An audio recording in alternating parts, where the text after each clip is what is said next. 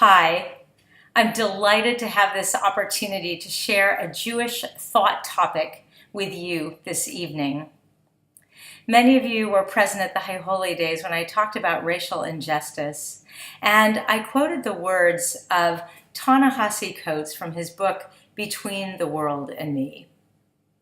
Now tonight, I don't want to talk about racial injustice, but there was something in this book that Ta-Nehisi Coates mentioned purely as an aside that I thought was interesting as a possible topic of discussion. Let me read you what he said. He wrote, "I could not retreat, as did so many, into the church and its mysteries. My parents rejected all dogmas. We spurned the holidays. We would not stand for anthems. We would not kneel before God." Now, the interesting thing is that he goes on in this book 4 or 5 times at different points in the book to return to the fact that he was raised in a family without any tradition, without any religious tradition at all. And that admission of his got me thinking about tradition, about the role of tradition in our lives, and about the role of Jewish tradition specifically. And I'd love to ask you to think about your own Jewish identity and which of the traditions are important in your life, and take some time and ponder what is the value of tradition, and specifically of Jewish tradition. Why do we keep some traditions and not others? And why are some traditions so powerful and others meaningless to me, yet potent to someone else? I myself grew up in a house, as you could probably imagine, with a lot of tradition. My parents were Reform Jews, but deeply observant Reform Jews. We lit Shabbat candles every Friday night, went to services every Shabbat, high holidays, Hanukkah, 2 Seders in our home. You name it, if it was a tradition, our family did it. So I grew up with a lot of tradition, and I wonder, as you reflect, what you grew up with, whether in the Jewish faith or in another faith or no faith at all.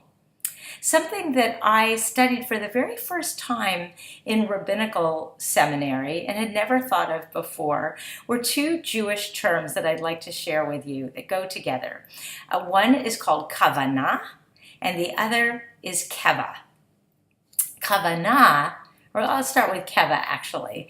Keva is the idea of a tradition that becomes fixed. Now this applies most often in Jewish scholarship in regards to prayer. So, for example, a prayer that we say over and over again that's part of our fixed liturgy, a prayer like Shema Yisrael, is keva. And then when we have some time and we each insert the prayer of our heart, or we think about, we meditate, that's a kavanah. Or sometimes the rabbi will get up and share a thought about a fixed prayer, and that's called a kavanah.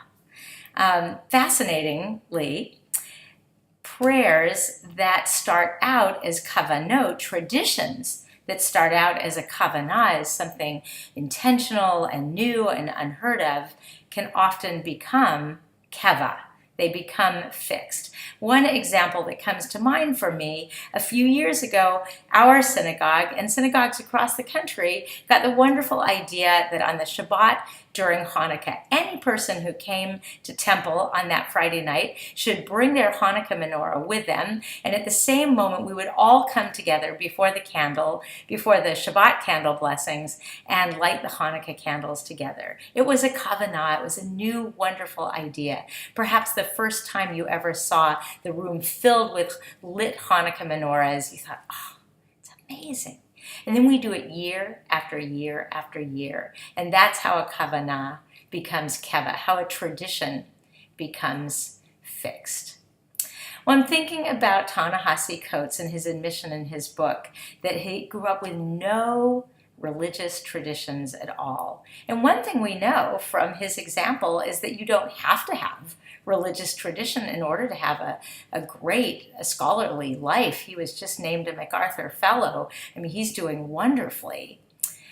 Yet, what would it mean to grow up without any religious tradition? There's one critique of this book, Between the World and Me, and the critique is that he sees no hope. He does not express any feeling for hope that things will change and get better. And I can only speculate, I could be wrong, that if he had been raised with the gift of a heritage of tradition, he might have reason to see the possibility of hope. What do you think? I hope you enjoy your discussion of the role of tradition and the Jewish tradition in your life.